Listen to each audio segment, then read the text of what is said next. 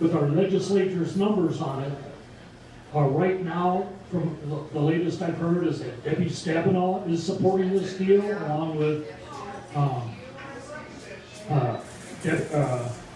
Debbie Dingle and what's his name? Peter, let me say something, Joe. All the Democrats are going to support this deal.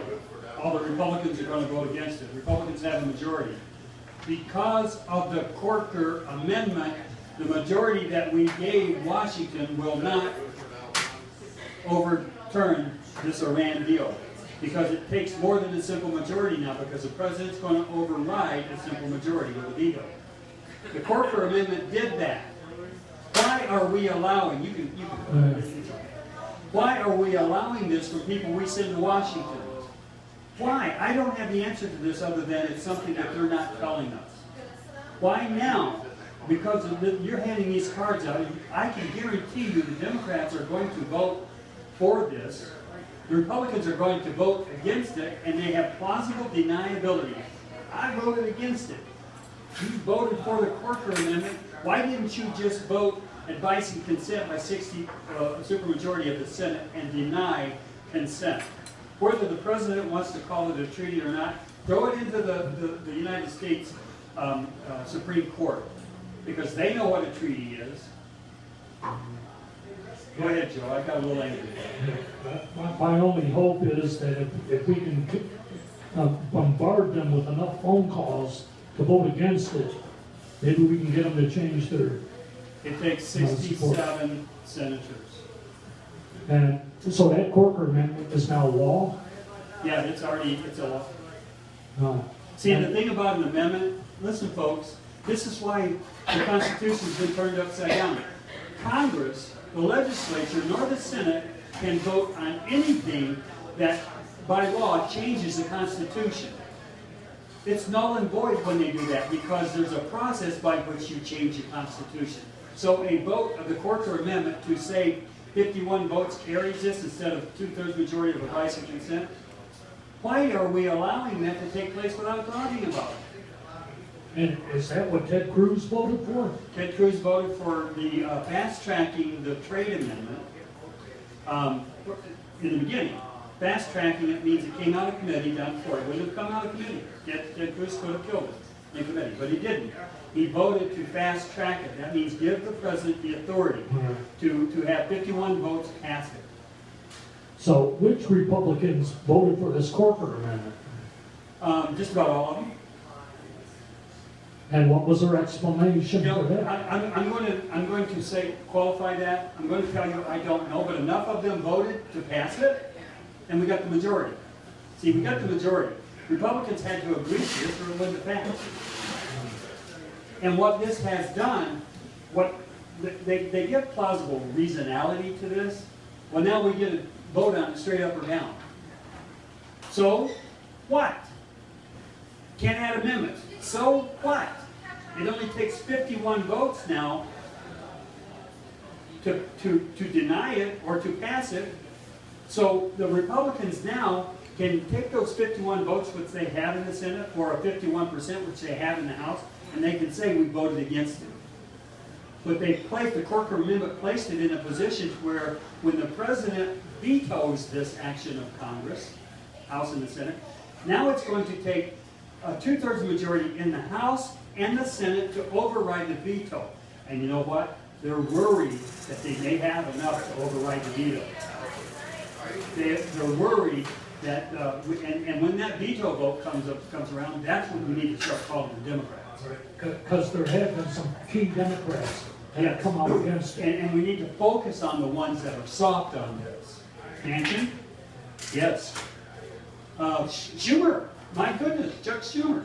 We need to get behind him and say, hey, get your message out to the other Democrats. I think in the House, I think they only need 5. Correct me if I'm wrong. Do the math on it. I'm not sure. But they're very aware that there may be enough to override the presidential veto. But folks, we shouldn't be in the place where the president has the opportunity to veto this. This should have been advice and consent of the Senate. I've heard Rand Paul said, Sean Hannity ask him, well, why didn't we just let the Senate do advice and consent? Well, you know, Rand Paul, the president would have just called it an agreement. I don't care what the president calls it. He can't change the Constitution. So Mitch McConnell, which Ted Cruz said, you lied to me. He called him a liar. And I love it that he called him a liar. But this would have never had to come if they would have held constitutional provision to advice and consent. Just don't sit it, don't give it. This is not to do with the House at all. The House is not even supposed to be voting on this. But the Corker Amendment allowed the House to review and vote.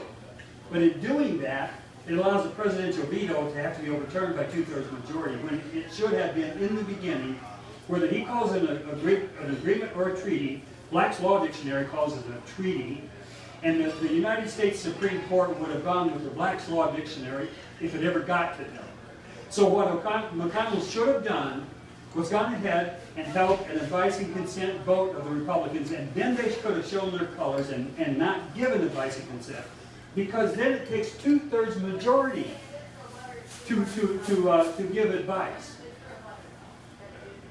And that is where I have a problem with all of the work that we've done, folks, in the last 6 years of getting good Republicans elected. What is it that got to them? What is it? Is it this petrodollar bargain that's going to fail?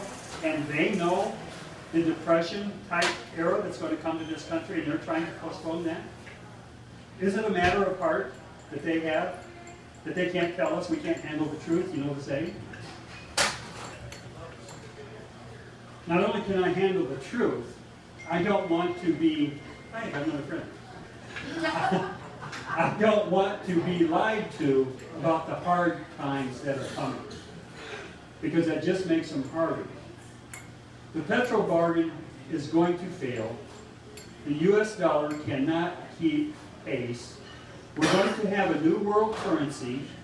I could show you a video, which I won't, about Argentina farmers who have been forced, because of the exchange of currencies that they've had to do with the U.S. dollar, and this is why countries are angry with the U.S. because of our currency. They have a two-tiered currency, and I say that's what's coming here if we don't fight it. Two-tiered currency means on one side of the dollar it has a value, the other side of the dollar has a lesser value. One's international and one's national. And in Argentina, they're angry and they're protesting. They're burning their crops because they can't make any money of growing their crops, the cost of their gas and everything in their national currency, and then having to go exchange because of their second tier, sell it internationally, and they don't get to sell it in the Argentina dollars. They have to sell it in the U.S. currency, which diminishes their currency, and they're living terribly so.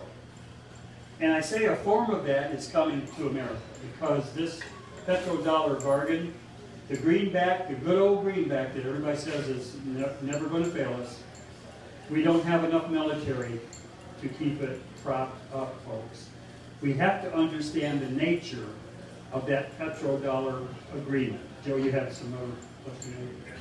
Now, when the dollar actually tanks, what can we expect? Say, for anybody that's receiving a pension check or Social Security, is that going to be worthless? Okay, here's what happens when the dollar collapses.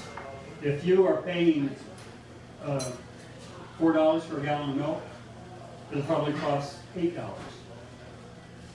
Because you're still, until we go to the remedy, which you folks have heard me say, the Tea Party people has to be the guardians of the new phoenix that rises out of the ashes of the dollar default. Because as long as we are still in the dollar, that same dollar collapsed and devalued, a gallon of gas will cost us $20 a gallon because it's devalued. People are very worried about the stock market, and I'm going to tell you something. The U.S., they have these protection zones. They have the buybacks that they allow. And the U.S. government can keep this from happening, and I think it is. They're worried about the stock market collapsing.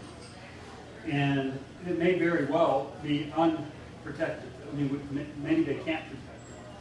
I think they want to time the collapse to where they are ready for this new order of the entire world. And I think, folks, it's the international, and they are Jewish bankers who are fighting against the world of communist China and communist Russia with radical Islam in the way in Syria, because they want a new world currency. They want it to be the renminbi or the yuan, China. And if the US dollar petro bargain fails, that is what's going to happen. But I say we can have our own currency, and I say that's why the 10 circles of 10 we need to have that in the Tea Party community across the country, because we need temporary remedy, we need sanctuary for a while until that until the new national currency is figured out. And the Tea Party can become strong enough to get that done. That's why I say, and I'll repeat it again, the Tea Party needs to be the guardians of the new phoenix that will rise out of the ashes of the dollar default. Because when you have that kind of calamity, ashes of the dollar default, there's always a phoenix that rises. There may be more than one in this country. There may be more than one answer to the calamity of the dollar default. I do not want a two-tier currency like they have in Argentina. We will become the farmers of Argentina. We will be, our labor will be yielded, we will work hard, we will provide whatever sustenance we can, but it will cost us 10 times what it should have cost. I do not want a two-tiered currency in this country. I want a national currency that is sovereign nation of the United States backed.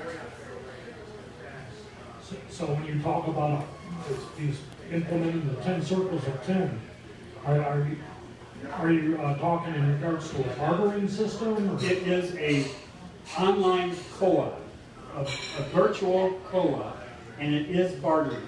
Some people have silver stored. Some people have gold stored.